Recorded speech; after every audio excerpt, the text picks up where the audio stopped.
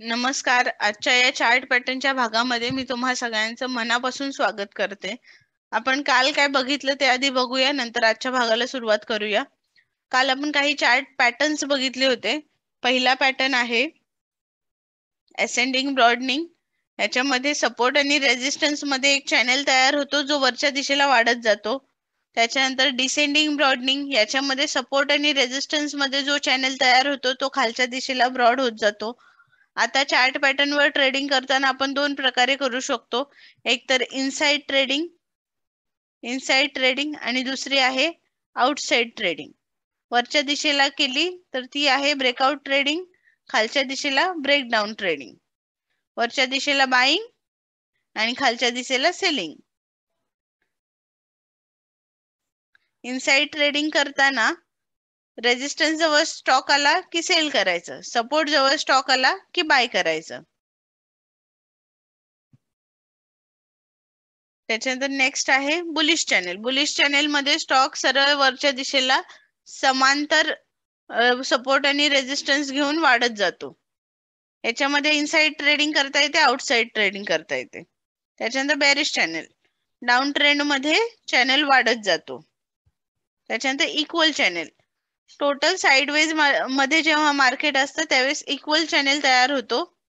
Market खालीही जात नाही किंवा वरही जात नाही, इक्वली सुरू असतं.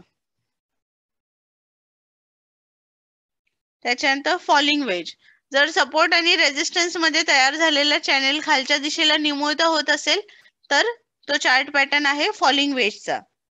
त्याच्यानंतर रायझिंग वेज, सपोर्ट आणि रेजिस्टन्सचा चॅनल वरच्या दिशेला निमुळता होत असेल तर तो झाला रायझिंग वेज.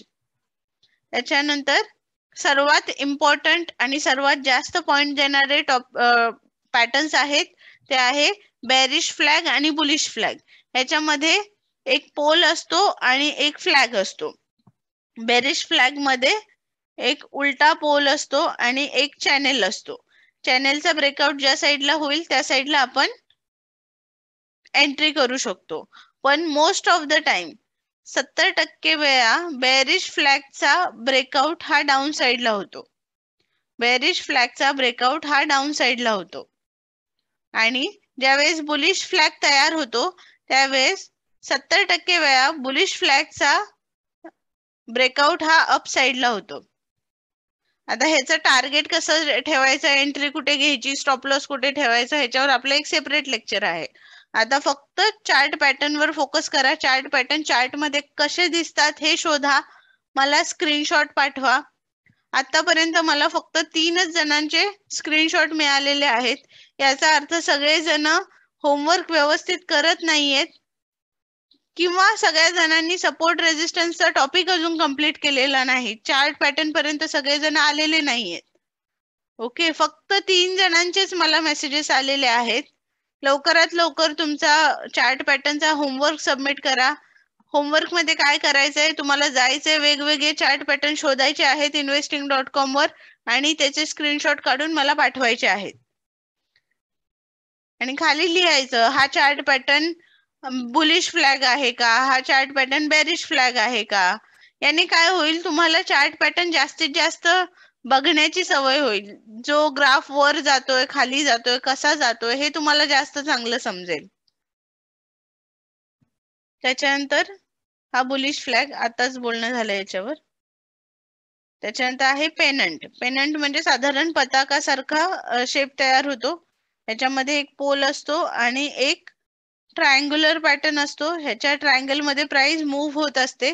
याचा ज्या दिशेला ब्रेकआउट किंवा ब्रेकडाऊन होईल त्या दिशेला आपण ट्रेडिंग करतो. त्याच्यानंतर सिमेट्रिकल ट्रायंगल. आता याच्यामध्ये काय होतं की सपोर्ट आणि रेजिस्टन्स आहे ना, हे एक पॉइंट, थर्ड पॉइंट क्रिएट करतात. आणि हा जो ट्रायंग्युलर शेप तयार झालेला आहे या शेप मध्येच प्राइसची मुवमेंट होते. ओके, आणि याचा जो ब्रेकआउट होतो तो वरच्या किंवा खालच्या दिशेला होतो. त्याच्यानंतर असेंडिंग ट्रायंगल, असा ट्रायंगल तयार होतो जो वरच्या दिशेला निमुळता असतो. असा ट्रायंगल तयार होतो जो वरच्या दिशेला निमुळता असतो. याची ब्रेकआउट किंवा ब्रेकडाऊन ट्रेडिंग आपण करू शकतो.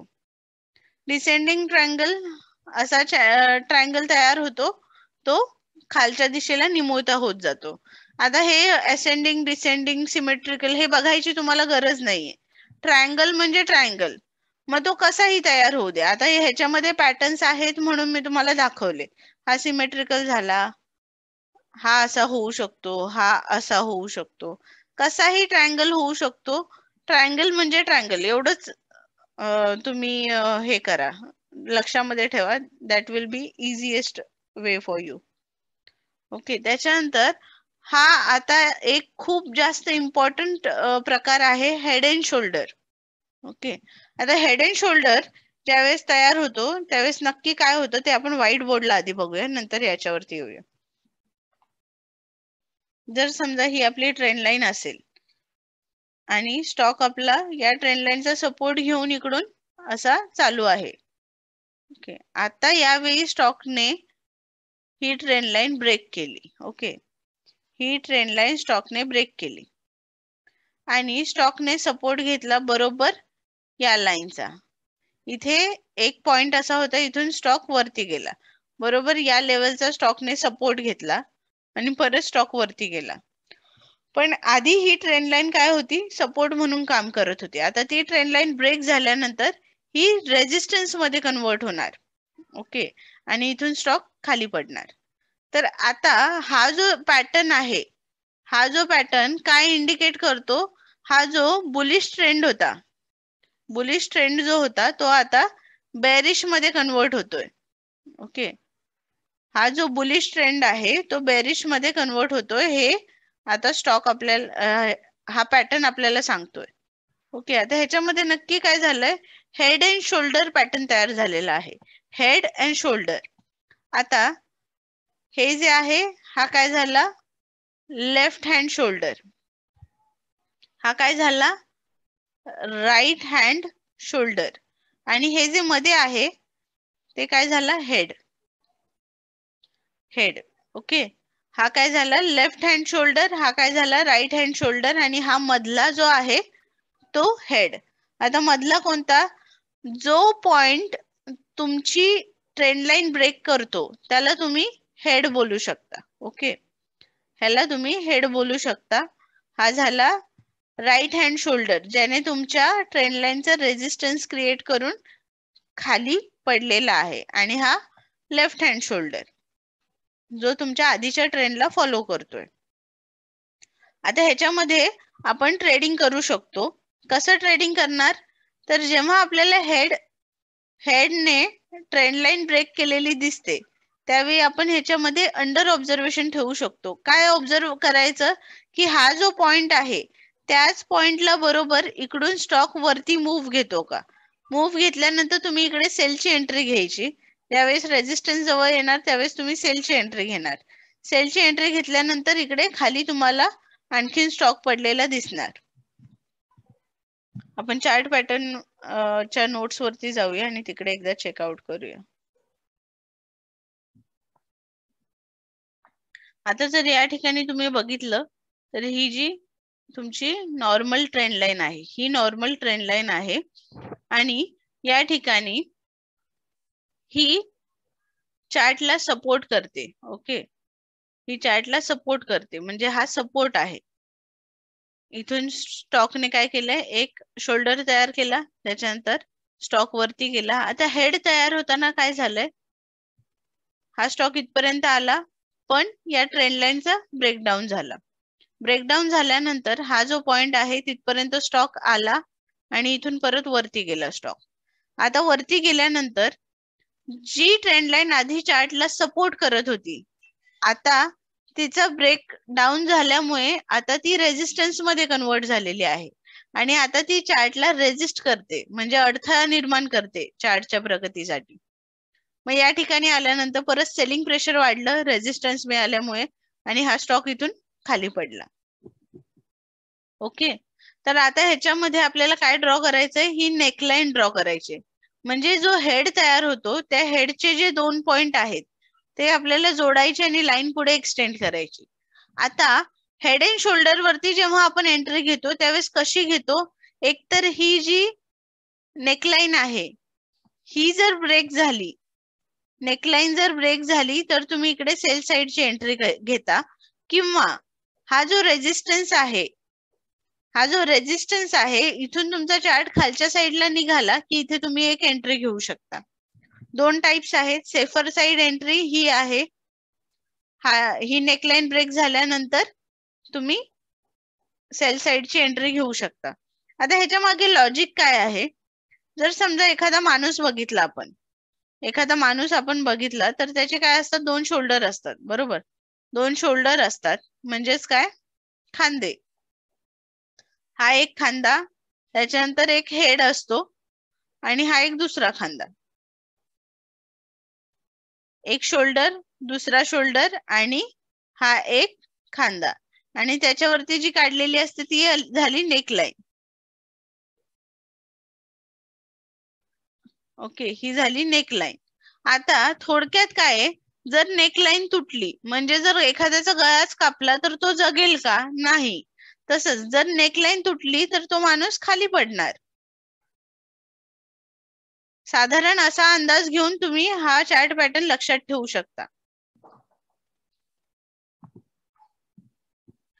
इथे बघा आता काय आहे, ही ट्रेंड लाईन आहे, ही नॉर्मल बुलिश ट्रेंड लाईन आहे. याचा सपोर्ट घेऊन एक फर्स्ट लेफ्ट हँड शोल्डर तयार झालेला आहे, त्याच्यानंतर हेड तयार झाला. हेड तयार होताना ट्रेंड लाईन ब्रेक झाली, स्टॉक खाली आला. हा हेडचा पहिला पॉइंट आहे, हा हेडचा दुसरा पॉइंट आहे. त्याच्यानंतर इथून स्टॉक वरती गेला, बरोबर रेजिस्टन्स घेतला ट्रेंड लाईनचा आणि स्टॉक इथून खाली पडला. आता ह्याच्यामध्ये एंट्री घेताना आपण इथे घेऊ शकतो किंवा इथे घेऊ शकतो. आता ही नॉर्मल तुमची ट्रेंड लाईन आहे, इथे खाली नॉर्मल तुटली ट्रेंड लाईन, इथे एक पॅटर्न तयार झालेला आहे. हा एक पॅटर्न आहे. पॅटर्न तयार झाल्यानंतर परत स्टॉक वरती गेला, परत ट्रेंड लाईनच्या वरती आला, इथे सपोर्ट घेतला, एक शोल्डर तयार केला, लेफ्ट शोल्डर, त्याच्यानंतर वरती गेला स्टॉक, हेड तयार झाला, त्याच्यानंतर ट्रेंड लाईन तुटली, स्टॉक खाली आला, बरोबर या पॉइंटचा सपोर्ट घेतला आणि स्टॉक वरती गेला, त्याच्यानंतर इकडे एक रेजिस्टन्स तयार झाला, इथून स्टॉक खाली आला. आता हे जे मी पटापट करते हे तुम्हालाही जमणार. तुम्हाला जायचंय investing.com वर, बरेच चार्ट बघायचे, तुम्हाला एखादा तरी चार्ट पॅटर्न असा भेटेल की त्याच्यामध्ये तुम्हाला काहीतरी मिळेल. आता फक्त तुम्हाला चार्ट पॅटर्न शोधायचे, एंट्री एक्झिट ह्याच्याबद्दल काही काळजी करायची गरज नाहीये. फक्त भरपूर चार्ट बघा आणि चार्ट पॅटर्न शोधायचा प्रयत्न करा. आता या ठिकाणी इकडे लेफ्ट हँड शोल्डर तयार झालेला आहे, हेड तयार झालेला आहे. हेड तयार होताना ट्रेंड लाईन ब्रेक झाली, खाली आलाय स्टॉक. परत हा जो सपोर्ट होता तो रेजिस्टन्स मध्ये कन्वर्ट झाल्यामुळे इथून स्टॉक खाली पडला आणि इथून सेलिंग प्रेशर आलं. आता नेक्स्ट पॅटर्न आहे इन्व्हर्टेड हेड अँड शोल्डर किंवा रिव्हर्स हेड अँड शोल्डर. जसा वरच्या साईडला आपण काय बघितलं, ही ट्रेंड लाईन असेल तर इथून स्टॉक वरती जातो, खाली येतो, त्याच्यानंतर याचा रेजिस्टन्स घेतो आणि परत अजून स्टॉक खाली पडतो. तसंच जर समजा ही तुमची ट्रेंड लाईन असेल आणि स्टॉक इथून याचा सपोर्ट रेजिस्टन्स घेतला, खाली पडला, हा रेजिस्टन्स तोडून स्टॉक वरती गेला, त्याच्यानंतर परत आला, या लाईनचा सपोर्ट घेतला आणि इथून परत वरती धावला, तर हा झाला इन्व्हर्टेड हेड अँड शोल्डर. हा झाला इन्व्हर्टेड हेड अँड शोल्डर. ह्याच्यामध्ये काय आहे, इथे ट्रेंड लाईन आधी सपोर्ट करत होती, ती नंतर रेजिस्टन्स मध्ये कन्वर्ट झाली. इथे ट्रेंड लाईन आधी रेजिस्ट करत होती, ती नंतर सपोर्ट मध्ये कन्वर्ट झाली. ओके, प्रॅक्टिकल एक्झाम्पल बघूया.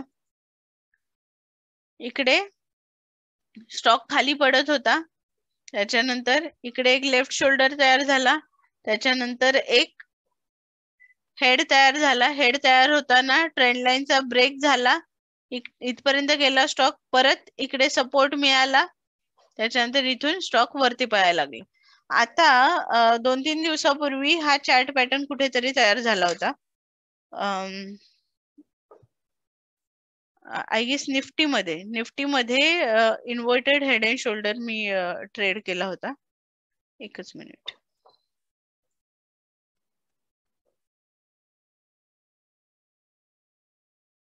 निफ्टी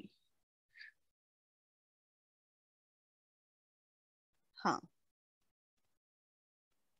निफ्टी मध्ये inverted head and shoulder. Nifty मध्ये जर हा निफ्टीचा चार्ट आहे, तर निफ्टी मध्ये बघितलं तर इकडे एक शोल्डर आहे. हा हेड तयार होताना ही लाईन ब्रेक झालेली आहे. आता ह्याची जी नेकलाईन आहे, ही नेकलाईन ड्रॉ करताना हा पॉइंट, हेडचा हा पॉइंट आणि हा पॉइंट, हे दोन पॉइंट आपल्याला जॉईन करायचे आहेत आणि तिथून पुढे लाईन एक्सटेंड करायची आहे. ओके, हे दोन पॉइंट जॉईन करून आपण लाईन एक्सटेंड केलेली आहे. आता हा काय झाला, लेफ्ट हँड शोल्डर, त्याच्यानंतर हा हेड आणि हा राईट हँड शोल्डर, आणि याचा परत इकडे ब्रेकआउट झाला, स्टॉक वरच्या दिशेला पळाला. ज्यावेळेस normal head and shoulder pattern असतो त्यावेळेस ब्रेक डाऊन होतो आणि स्टॉक खाली धावतो. ज्यावेळेस हा असा इन्व्हर्टेड असतो त्यावेळेस ब्रेकआउट होतो आणि स्टॉक वरच्या दिशेला धावतो. आता ह्याच्यामध्ये जर तुम्हाला जर रेडीमेड हवं असेल तर याच्यामध्ये तुम्ही इथे हेड अँड शोल्डर वरती क्लिक करू शकता. इकडे फक्त क्लिक केल्यानंतर तुम्हाला समजेल की हेड अँड शोल्डर कसा तयार होतो. इथे आपोआप इकडे लेफ्ट शोल्डर, राईट शोल्डर आणि हेड मेन्शन केलेलं आहे. असं पण तुम्ही करू शकता. ह्याने पण तुम्हाला कलरफुल समजेल नक्की काय आहे. ओके,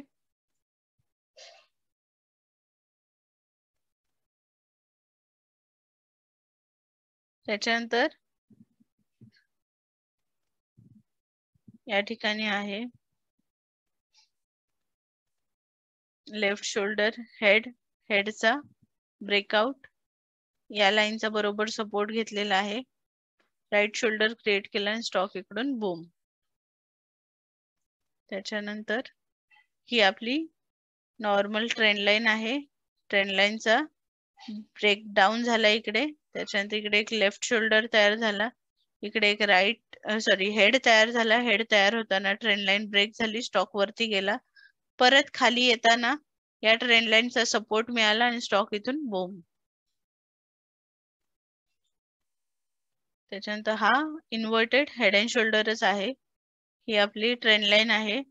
इकडे एक लेफ्ट शोल्डर तयार झाला, इकडे एक हेड तयार झाला. हेड तयार होताना ही ट्रेंड लाईन ब्रेक होणं गरजेचं आहे. ज्यावेळेस हेड ब्रेक होणार त्यावेळेस स्टॉक वरती जाणार. त्याच्यानंतर परत या पॉइंटचा रेजिस्टन्स मिळणार, स्टॉक खाली पडणार. कुठपर्यंत, तर जी ब्रेक केलेली ट्रेंड लाईन आहे तिचा सपोर्ट घेऊन परत स्टॉक वरती जाणार. आय होप हे हेड अँड शोल्डर आणि inverted head and shoulder clear असेल तुम्हाला आता. त्याच्यानंतर नेक्स्ट पॅटर्न आहे डबल टॉप किंवा डबल बॉटम. हे जे head and shoulder, inverted head and shoulder, double top, double bottom, हे जे पॅटर्न आहेत हे सर्वात इम्पॉर्टंट पॅटर्न आहेत आणि याच्यावरती बऱ्याचदा तुम्हाला ट्रेड करायला मिळू शकतो आणि मिळणारे जे पॉइंट्स असतात किंवा टार्गेट्स असतात ते मोठे मोठे असतात. आता बघूया आपण डबल टॉप. ज्यावेळेस एखादा चार्ट कंटिन्युअसली अप ट्रेंड मध्ये असतो त्यावेळेस असं आपल्याला एक डबल टॉप मिळतो. इथे एक टॉप, इथे एक टॉप आणि त्याच्यानंतर स्टॉक खाली धावतो. ज्यावेळेस कंटिन्युअसली डाऊन ट्रेंड मध्ये असतो चार्ट त्यावेळेस इथे आपल्याला डबल बॉटम मिळतो आणि स्टॉक इकडून वरच्या दिशेला वाढतो. किंवा समटाइम्स काय होतं, अप ट्रेंड मध्ये असताना आपल्याला ट्रिपल टॉप मिळतो. 1 2 3 ट्रिपल टॉप मिळतो आणि स्टॉक खाली धावतो. आणि डाऊन ट्रेंड मध्ये असताना ट्रिपल बॉटम मिळतो. 1 2 3 वेळा स्टॉक खाली धावतो म्हणजे कन्सोलिडेट होतो आणि नंतर वरच्या दिशेला धावतो. आता आपण हे इन डिटेल बघूया.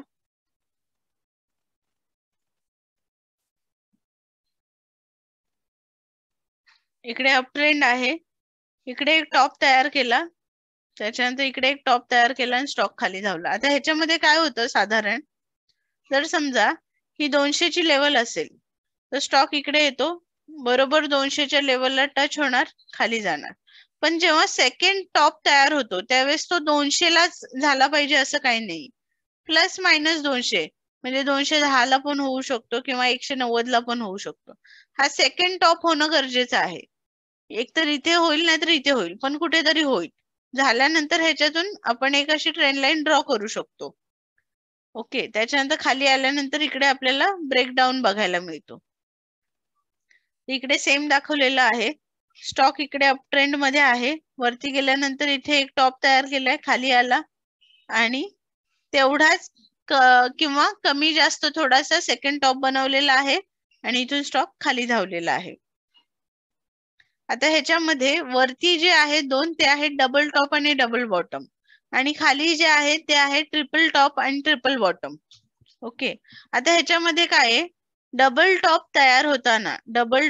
तयार होताना इकडे एक एम चा शेप तयार होतो. इकडे एक एम चा शेप तयार होतो. एम चा खाली ब्रेकडाऊन होतो आणि स्टॉक खाली घसरतो. आता ह्याच्यामध्ये हे दोन्ही पॉइंट एकदम डॉट सेम नसतात, प्लस मायनस थोडंफार असू शकतो, जसं मी सांगितलं तसं. तसंच ह्याच्यामध्ये पण आहे, डाऊन ट्रेंड मध्ये आहे. इकडे एक डब्ल्यू चा पॅटर्न तयार झाला आणि वरच्या साईडला ब्रेकआउट झाला. एम झाला तयार की तो खाली धावणार, डब्ल्यू झाला की वरती धावणार.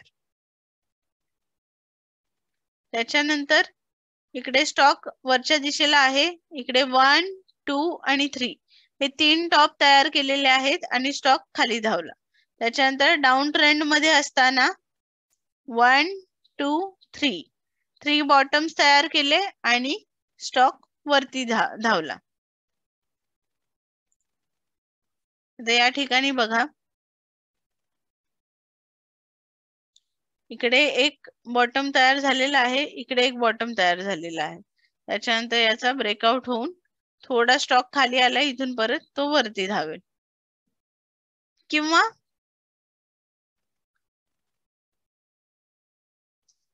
आता याच्यामध्ये काय आहे, इकडे एक टॉप तयार झालेला आहे, इकडे एक टॉप तयार झालेला आहे, आता इकडे एक टॉप तयार झालेला आहे. स्टॉक अजून खाली येऊन कदाचित इकडे एखादा बॉटम तयार करेल आणि त्याच्यानंतर कदाचित इकडे ब्रेकडाऊन होईल किंवा परत वरच्या दिशेला येईल स्टॉक. त्याच्यानंतर इकडे हा डबल टॉप आहे. अमेझॉन कंपनीचा हा चार्ट आहे. याच्यामध्ये इकडे एक टॉप तयार केलेला आहे आणि इकडे एक टॉप तयार केलेला आहे आणि याचा खाली ब्रेकडाऊन झालेला आहे. नंतर हा आहे डबल टॉप. इथे एक टॉप आहे आणि इथे एक टॉप आहे. याचा ब्रेकडाऊन झाला, स्टॉक खाली. त्याच्यानंतर हा आहे W pattern, double bottom, 1, 2. W तयार झाला, इथून स्टॉक वरती धावला. इकडे पण डब्ल्यू आहे, खाली आला स्टॉक वरती गेला. इकडे हा डब्ल्यू तयार झाला आणि इथून स्टॉकने ब्रेकआउट दिला वरच्या दिशेला स्टॉक. त्याच्यानंतर या ठिकाणी बघा, ट्रिपल बॉटम आहे, डाऊन ट्रेंड मध्ये स्टॉक आहे. इथून वरती गेला, इथून परत वरती, इथून परत वरती. 3 टच, 1, 2, 3. ट्रिपल बॉटम आणि स्टॉक इथून वरती. त्याच्यानंतर हा आहे आपला next pattern, cup with handle pattern. आता सर्वात जास्त टाइम कन्झ्युमिंग जो पॅटर्न आहे तो आहे कप विथ हँडल पॅटर्न. हा पॅटर्न जिथे जिथे बनतो तिथे तिथे तो खूप जास्त टाइम घेतो, पण ज्या वेळेस याच्यावरती एखादा ब्रेकआउट किंवा ब्रेकडाऊन मिळतो त्यावेळेस आपल्याला मिळणारं टार्गेट हे इतर चार्ट पॅटर्न पेक्षा जवळजवळ 4 पटीने जास्त असतं. म्हणजे जर समजा फ्लॅग अँड पोल बनायला 1 महिना लागत असेल, तर या पॅटर्नला बनायला जवळजवळ 4 ते 5 महिने किंवा कधी कधी 2 ते 3 वर्ष देखील लागतात हा कप विथ हँडल पॅटर्न तयार व्हायला. जिथे जिथे फंडामेंटली चेंजेस होतात तिथे तिथे मोठ्या टाइम फ्रेम वरती हा कप विथ हँडल पॅटर्न तयार झालेला आपण बघू शकतो. किंवा इंट्राडे मध्ये पण जिथे जिथे जास्त दिवस मार्केट कन्सोलिडेट होतं तिथे तिथे तुम्हाला हा चार्ट पॅटर्न बघायला मिळू शकतो.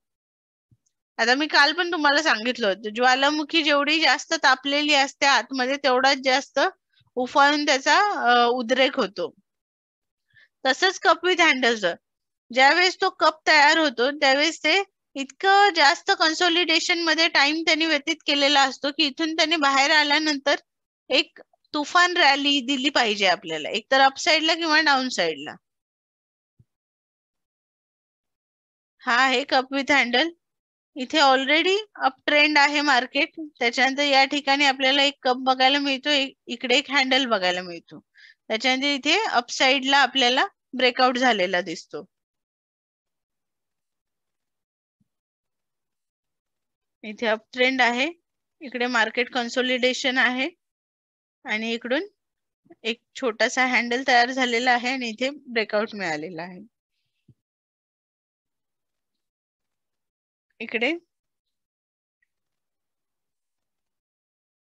इकडे मार्केटने काय केलेलं आहे, एम पॅटर्न तयार केलेला आहे. हा एम पॅटर्न तयार केलेला आहे मार्केटने आणि खालच्या दिशेला धाव घेतलेली आहे. इथे टाइम स्पेंड करून त्याने कप विथ हँडल पॅटर्न तयार केलेला आहे आणि त्याच्यानंतर खालच्या साईडला ब्रेकडाऊन झालेला आहे. त्याच्यानंतर जसा कप विथ हँडल आहे तसाच बऱ्याच कालावधीने तयार होणारा आहे इन्व्हर्टेड कप विथ हँडल. हा पॅटर्न जिथे तयार होतो तिथे आपल्याला ब्रेकआउट किंवा ब्रेकडाऊन ट्रेडिंग करता येऊ शकते. फक्त ज्यावेळेस कप आणि हँडल तयार होत असतो त्यावेळेस शांत बसायचं, वाट बघायची दारवास निकोलर सारखी. ज्यावेळेस ब्रेकआउट होईल त्यावेळेस अग्रेसिव्ह मोडने तुम्ही इथे बाईंग करू शकता विथ स्ट्रिक्ट स्टॉप लॉस. इकडे कप तयार होतो आणि एक हँडल तयार होतो. थोडक्यात काय, हा चहाचा कप आहे, हा चहाचा कप आहे आणि हा जो कप आहे तो धुवून सुकत घातलेला आहे. Inverted cup with handle. Okay, हा इथे एक कप तयार झालेला आहे, हा इन्व्हर्टेड कप विथ हँडल. इथून स्टॉक खाली धावला.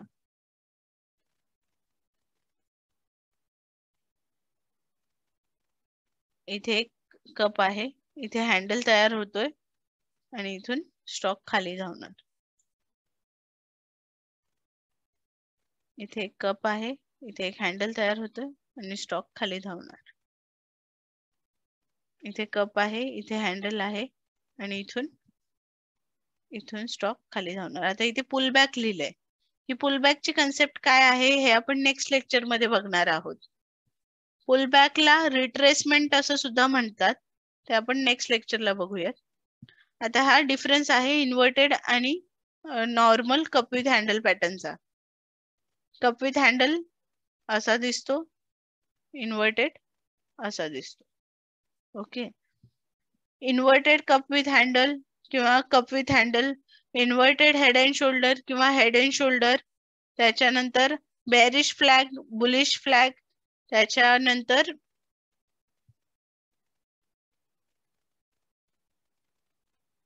डबल टॉप, डबल बॉटम, हे सगळे पॅटर्न्स खूप जास्त इम्पॉर्टंट आहेत. याच्यावरती खूप चांगला ट्रेड मिळतो आणि रिपीट तयार होणारे हे पॅटर्न्स आहेत. कुठे हे पॅटर्न शोधायचे ते पण मी तुम्हाला नेक्स्ट लेक्चर मध्ये सांगेल. तोपर्यंत प्रॅक्टिस करा, मला स्क्रीनशॉट पाठवत राहा. डाऊट्स असतील तर विचारत राहा. लाईव्ह लेक्चर ज्यांचे शेड्यूल झालेले नाहीयेत त्यांचे लवकरच होतील. फक्त तुमचा होमवर्क कंप्लीट असला पाहिजे. लाईव्ह लेक्चरच्या आधी 4 जण असे आहेत ज्यांनी अजूनपर्यंत कॅन्डलस्टिकचा सुद्धा होमवर्क मला दिलेला नाहीये. मी वाट बघते तुमच्या होमवर्कची आणि भेटूया आता नेक्स्ट लेक्चर मध्ये. तोपर्यंत बाय.